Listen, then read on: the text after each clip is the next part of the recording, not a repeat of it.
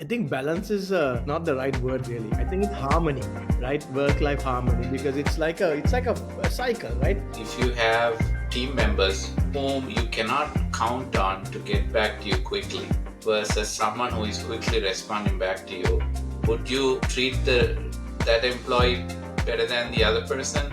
Honestly, Let's say there's a deadline coming up this Friday. How would we kind of handle this, right? Like, how are we going to handle like the work-life balance, or like keeping work-life balance in mind and also knowing that like there's a target that we have to achieve?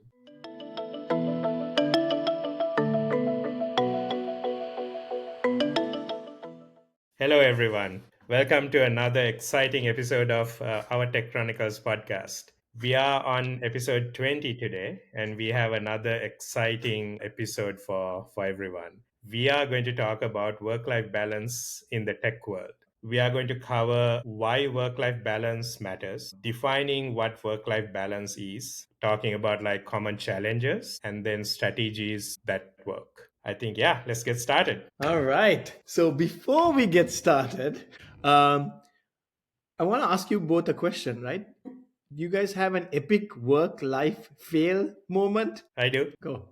Well, I define it as a failure because it affected me at one point that I was getting burnt out. So I made a deliberate call to take a break to kind of balance that out. That kind of came to like a pretty bad breaking point. So yeah, I think that was like a defining moment in my career. How about you, Shan? yeah. To me, like if I look at myself on the mirror, I can see myself. My weight gain is a good reflection of me tied to the chair. So I got to do something about it. So totally. That's why it's making that sound. We can noise in my chair. I have a good one. We all have this thing about work is so important, and if we don't take a break, we think everything falls apart, right? So this one trip I made with my family back to India to visit my wife's family, decided that I'm not taking time off. I'm going to work US hours from in India. That means I work from like 8 p.m. all the way to like 6 a.m., right? And I did this for 2 weeks, and it was a disaster because when I'm done with work, now I want to go to sleep. But my kids are wide awake at that 6:30. They are jumping. They're like, "Daddy, let's go. We're gonna do this and that." And everyone wants to do stuff now because it's daytime. And I just need to sleep. It was not a good decision from my part because I couldn't enjoy time with the family. And I was annoyed at myself because I had to work in the night as well. Right. So it was something that I won't do again next time. I think that's a good segue to why work life balance matters, right? Who wants to go first? I'll go first. Right. Like I started off earlier, I think health effects are a great reason to basically think about where you draw the line between your work and life. I recall a saying by Dalai Lama: life is about sacrificing health for wealth and then wealth for health towards the end. That's a cycle. I think the ideal life would be, you love what you do. That's also a problem because if you love what you do too much, that becomes part of you, and we don't notice the rest of it. So health effects is one. The other is relationships with your wife, your children, your friends. That'll start to suffer because something's got to give. Oh, spot on, Shad, spot on. I was going to talk about the mental health aspect, right? Because the kind of work we do is very mentally taxing. And I think there are a lot of studies that say that when you are overworked, it leads to like anxiety, depression, burnout. Yuresh, you mentioned as well for you. And what happens is it's never a clear separation, right? So this leaks into your personal life, and you become impatient with your family, with your kids, and that's a vicious cycle because then comes back because you are not happy, so it comes back to work, and you're Exactly. not very productive again. So I think that's very, very important. You mentioned physical health as well. That is, people often overlook that. It is so important, right?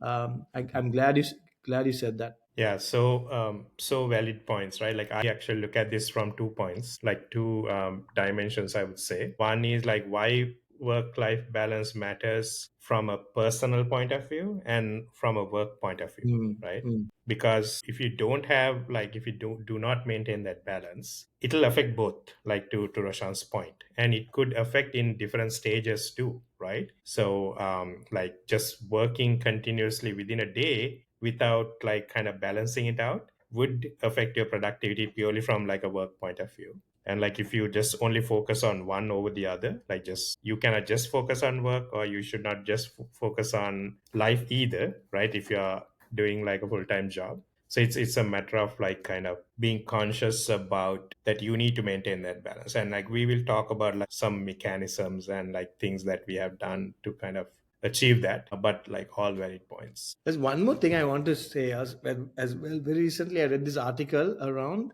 innovation, and what they say is people who generally come up with the out of the box thinking, the smart ideas, are ones who have are well rested. Then they're not like in the grind or like overwork, because when you're in that mode, you're just constantly thinking of, okay, what do I have to do, right? Versus when your mind is a little free, that's where your mind tends to wander and come up with these creative ideas. I think that's an interesting aspect as well. Would you agree?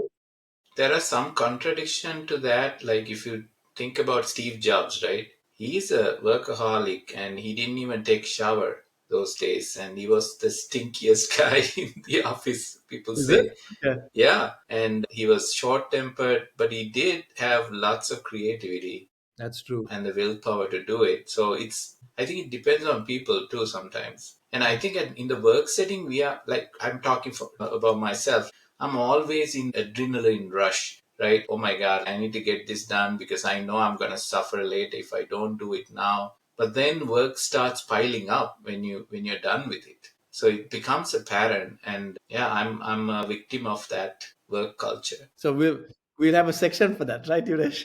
Right. And Shan, just to add to your point, I think it's like this weekend, like, is a good segue to our next segment too of this conversation. Just another example we have heard is someone like Elon Musk, right? Sleeping at the workplace, right? So there's always these types of trends. Mm, But what does that really mean, right? Like how do we define balance? I think just mm, to kind of take that same example, I don't think they are necessarily doing it like every day forever, right? You kind of going through like that within a phase, maybe, right? So this is a really good example. Work life balance doesn't mean that you are trying to do like a 50-50 split every day, right? So you might go focus on one thing over the other over a period of time. I think the point is that like averaging it out over a period of time. So you need to kind of define what works for you, or like what works based on like the situation,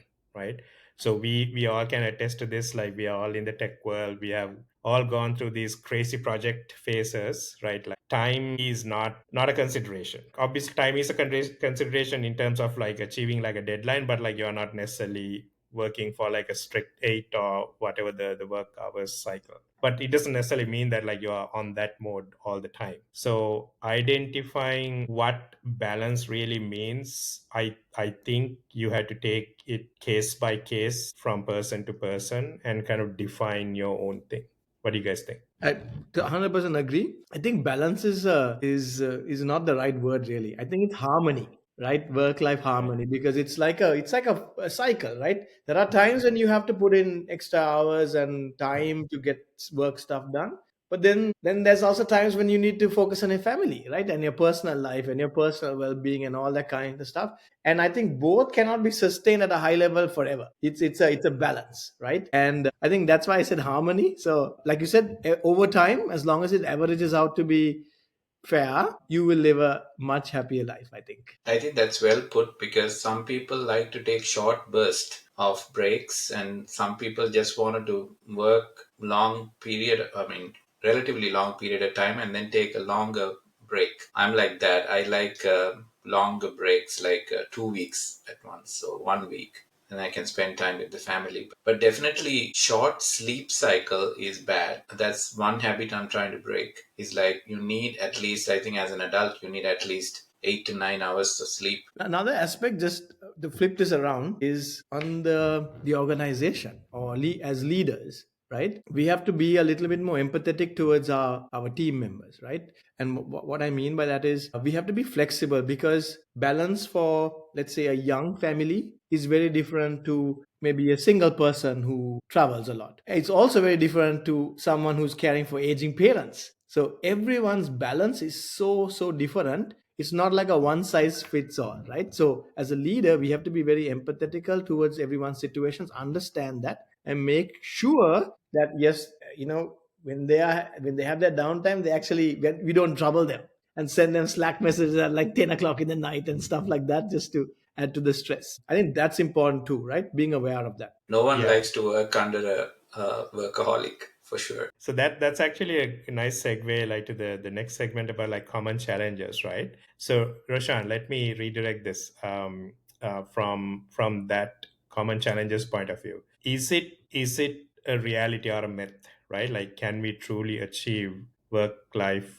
balance slash harmony? Let's maybe like we can look at like the common challenges from an employer point of view and an employee point of view. I think the biggest challenge we have now is what they call the always on mindset or culture. And what I mean by that is, because of our mobile phones and we have Slack or Teams or all this stuff on it, the tendency is there to receive messages or to check messages, right? Or to send a message at, oh, you get this idea at like 10 o'clock in the night and you want to tell someone, the tendency is there. And then what happens? It disrupts that person's routine or cycle or whatever, and you are tempted to check it, and then your brain is now somewhere else, being present with your family or doing what you're supposed to do with your loved ones, right? That, I feel, is one of the biggest challenges we have. And I know a few people where they don't install Slack on their phones now. Right. So that it's only there when they're on their computer, or you can just say, okay, this is now do not disturb time. There are various techniques, but I feel that is one challenge. I have a few more, but how I about you? would I would actually take a very valid point. I would look at it from a slightly opposite direction too, right? Like, so I think like, because of that accessibility you're talking about, like there could be like from the person who's doing it, there might be like an expectation on the receiving end too, right? Yeah. Just because you are sending a message in the middle of the night, if you are also expecting the receiving person or like the group to respond like in the middle of the night, I think that's where it becomes an issue, Hmm. right? Or like that's where it should not happen, or like that it should not happen. Like in my case, I have set expectations. Sometimes I do like to send emails in the middle of the night, because that's the only time like I get time to like respond to emails or something like that. So it's a matter of kind of setting the right expectations. Like you just like I mentioned earlier, like you find like the right time that works for you. Hmm. But the receiving part is like where you need to kind of be cognizant of, right? Yeah, or set, be disciplined, no, or set boundaries. Okay, I saw it, I'm not going to Right. respond now, or something like Yeah. that, right? Right. Yeah. I have had like when I used to work for one of the consulting companies, I have had team members reach out to me saying that like, hey, like you are sending these emails in the middle of the night, which creates like a bad precedence. Like it gives this impression that like we need to respond in the middle of the night. I said like I have never said that. I apologize, saying that like I should have set that expectation ahead of time. Just because I send an email, I don't expect like a response immediately, right? Like you can respond to me like the following day during like co-work hours or whatever that is. So I think like you need to kind of find that balance from both sides, like what works for you, what works for others. And sometimes it's a give or take, trial and error. But yeah. That's a very good point. Talking about the challenges, I take this to myself is that I think there is a identity issue sometimes too. Like when we work too hard, that becomes you. Like if somebody asks me to describe who I am, I think about my work right away. So I'm trying to change that narrative to say that I'm a good dad or I'm an artist or something like that. So that I think that's where we start to see what are the trade-offs we've made with the work-life balance kind of lopsided. So I think work-life balance is different to everyone. And if you're single, young, energetic, you wanted to go after that career, I think there is nothing wrong in putting extra hours to get there. But when you reach a point, you start to look around and understand it's starting to hurt your health or your family. Then that's when I think need to take a step back and look at the work-life balance as a whole. So if I'm to ask this question, right? Like, so let's say since we are talking about challenges, let's say we are in a on a project with a very tight deadline, right? Let's say there's a deadline coming up this Friday. Would How would we kind of handle this, right? Like, how are we going to handle like the work life balance, or like keeping work life balance in mind, and also knowing that like there's a target that we have to achieve at that point? Are like the family constraints, age differences, cultural differences, whatever, all these dimensions we were talking about, like how do we navigate through those to make sure in order to make sure that we are achieving that target? So maybe I can take a stab at that. That's a good thought-provoking idea, right? Thought or question. I go back to that harmony thing. As long as it's not every Friday there's a deadline, right? If it's like once in a while there's a Friday deadline coming up, it's okay. You got to do what you have to do to get it done, right? You don't want to slip on that. And so hopefully our family and everyone would understand that, okay, this is not an everyday thing. We are putting a little bit extra work. If it is an everyday thing, that means there's some priority problem. Everything is urgent all the time, and that is something that has to be fixed. I mean, that's how I think of it. What do you think? Yeah, no, that's true. I think this is where like the team culture comes into picture too, right? Mm. There might be like a genuine scenario that like one person may not be able to pull the entire weight just because there's a deadline, right? So you pitch in, or like you delegate it, or like you talk amongst like your team members saying that like, hey, like, if you take care of this for me, like I will take on that load like the next cycle, something that works, right? Because I don't think there's necessarily one template that we can follow. It's not like you can force like the entire team has to work like 16 hours a day just so that like we can meet that deadline, right? Like we have to kind of figure out like what works. It's very sensitive when you're the leader and you're working in a team. It will not look good if the leader wants to take it easy while their team is working hard overnight to resolve the problem, right? Usually that's what happens to me. I feel like I want to be on that call for solidarity, right, with the team to see them through. I mean, I could just say, I'll check back with you tomorrow how it went, right? And there is a reason why we got here. We need to remember that it's not always bad, but we stood out somehow, right? But it's about how do we now kind of slow it down, but not entirely. It's hard to explain, right? There's no formula for it. Yeah. A quick message to our viewers. So, if you are following our podcast and some of our social media, like you would have seen that we recently hit 500 subscribers. We are on route to achieving or targeting like 1,000 subscribers as soon as possible. So, if you can go ahead and hit that subscribe button and support us. Also, we would love to hear your feedback on engaging topics and episodes that we publish almost every week. Thank you. There's one more challenge I want to bring up as well is in this remote hybrid work environment. It's the lack of a boundary, right? In the past, you go to work, you're in work mode, and then you get into the car and you drive, and there's like a 30-minute drive where you decompress and forget about work, or you get frustrated and you let it all out. But by the time you come home, you're now home mode, right? And now that's not there, right? Home is work and work is home, right? And so it's very hard to like be able to transition those modes and know that, okay, hey, come sometime, whatever, everyone is different.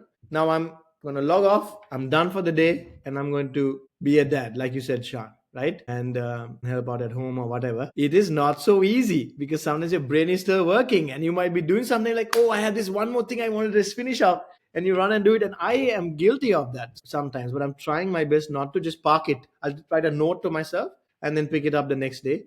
But I feel that is a challenge, a real challenge that is there now, right? That was never there before. That's an excellent point. Have you seen the TV show Severance? Yeah, you should check it out. So Severance is about a split personality, partition brain. Like when you're working in office, you're a office worker, and then when you leave, you suddenly change into another person. Anyway, so this is a perfect, example of that.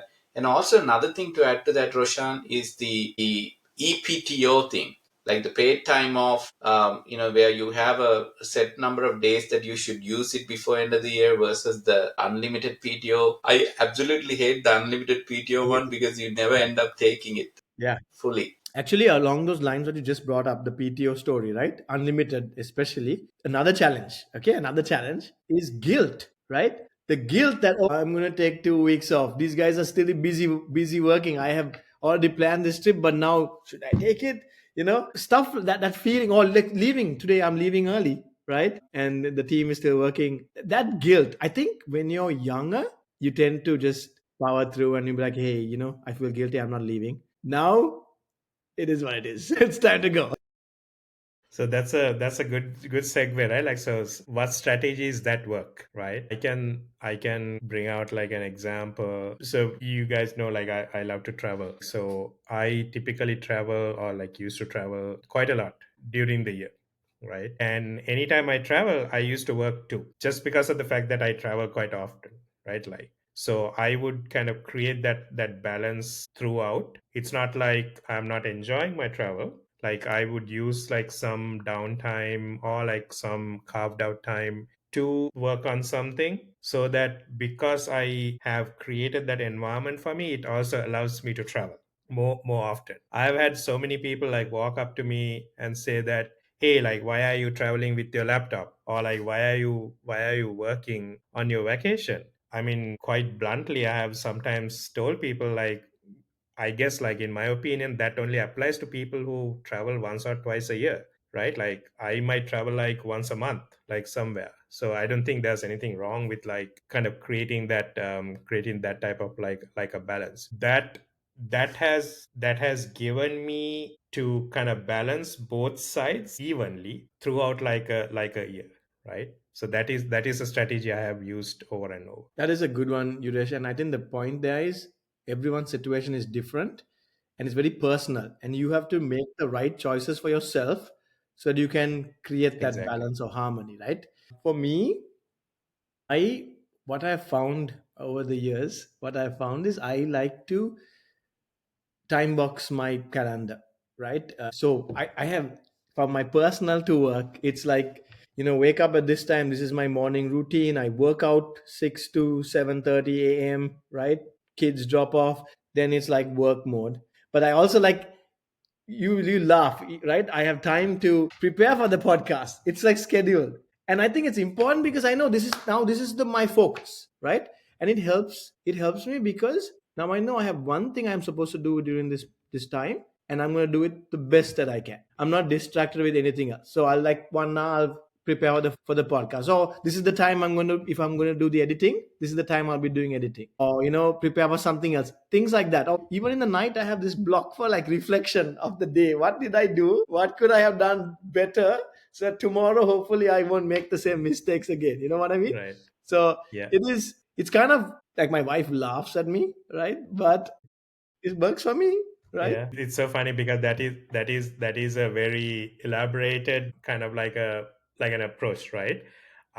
You're going to laugh at this. Like, I have done the simplest things to get things done, or like create some kind of like a distraction, even to a smaller detail. Like, I love to drink water like throughout the day. Like, I need to drink a lot of water. Me So too. I've had strategies where I don't keep like water next to me, so Mm, that'll force me to take a break and like go and like have some water. But at the same time, sometimes you forget, yeah. right? Because sometimes it's better to keep like have water in front of you. It just comes down to like what works for you, essentially. Yeah, you guys have it really good. I'm learning stuff from you. So, to be honest, I'm struggling in this area. So I'm taking it slowly, little by little.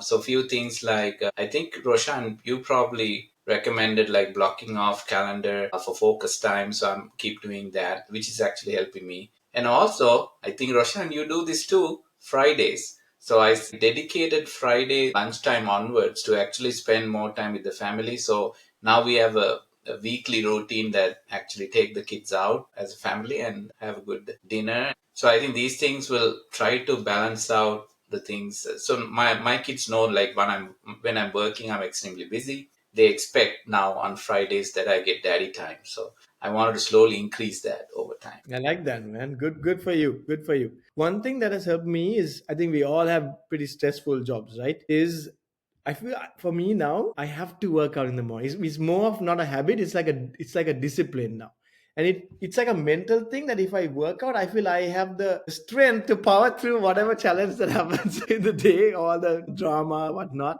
And I think it's true when they say, healthy body, healthy mind, or healthy mind, healthy body. That balance is also there. So that has helped me a lot, I would say, over the last couple of years. It's interesting.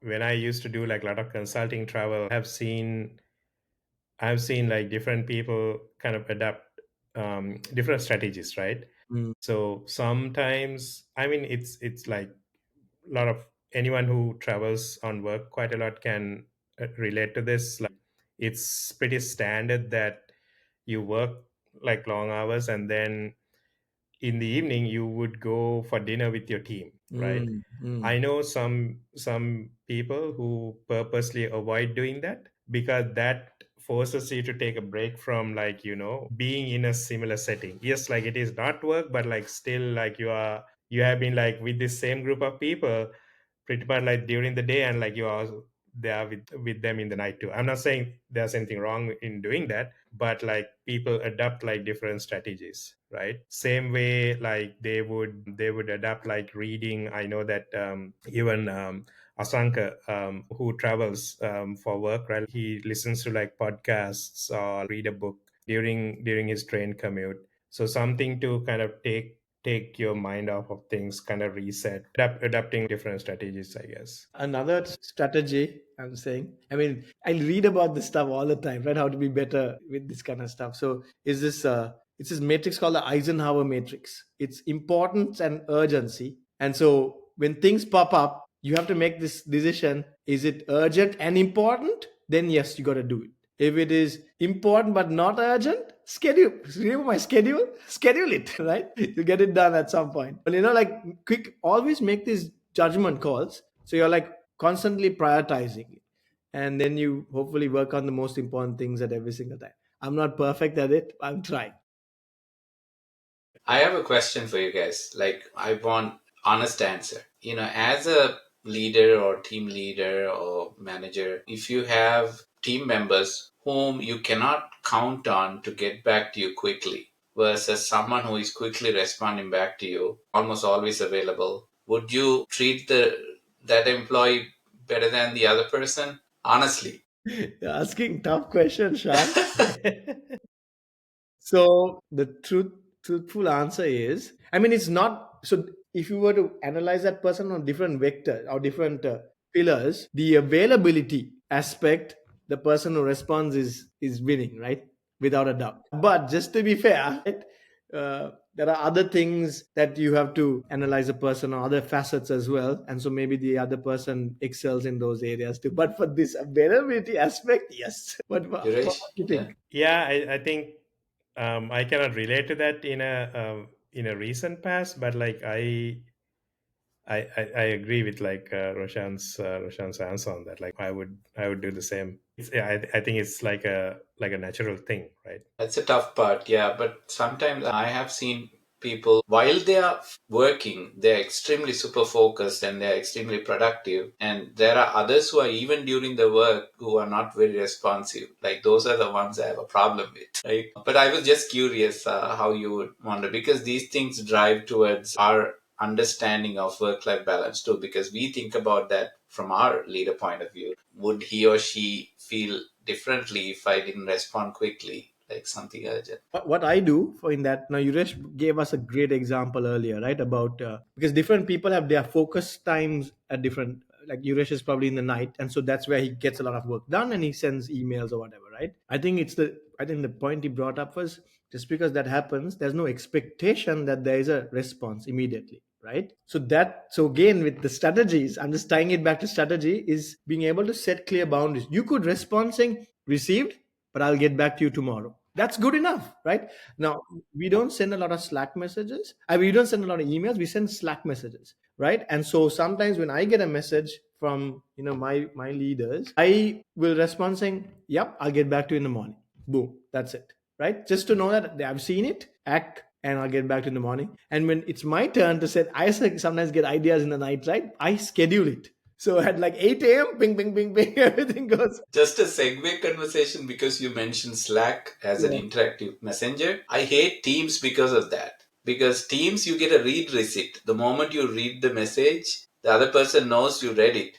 But Slack doesn't do that, right? Yeah, I think that was a good discussion. With that note, I think we can wrap up. Let me quickly recap like what we discussed, right? Like so we went through why work-life balance matters, and then we moved on to defining what work-life balance means with bringing in like harmony into the picture. We talked about a lot of common challenges that we have personally witnessed or come across, as well as what we have seen, and also strategies that work. Right, Roshan brought up some good points around like what he has read, and also like our own personal strategy. And Yuresh, I wanted to ask the audience, what are your strategies? What are your struggles? We'd like to hear some of the techniques that you take to balance your work life. So please leave a comment. I like that, Sean. I want to share one more thing that I learned through this podcast, actually from you guys, right? I think in one of the first or second episodes was talking about reflection. And so one thing that actually works in this for this particular topic is maybe on a Friday, just reflect back and saying, is my work scenario sustainable? What's one thing I can do differently or let go in the next week? And I constantly try to think about it like that and make adjustments if necessary. So this podcast is helping me too. That's an awesome way to think about it. Yeah. All right. See you guys in the next episode. See you next time. Thanks everyone. Bye bye.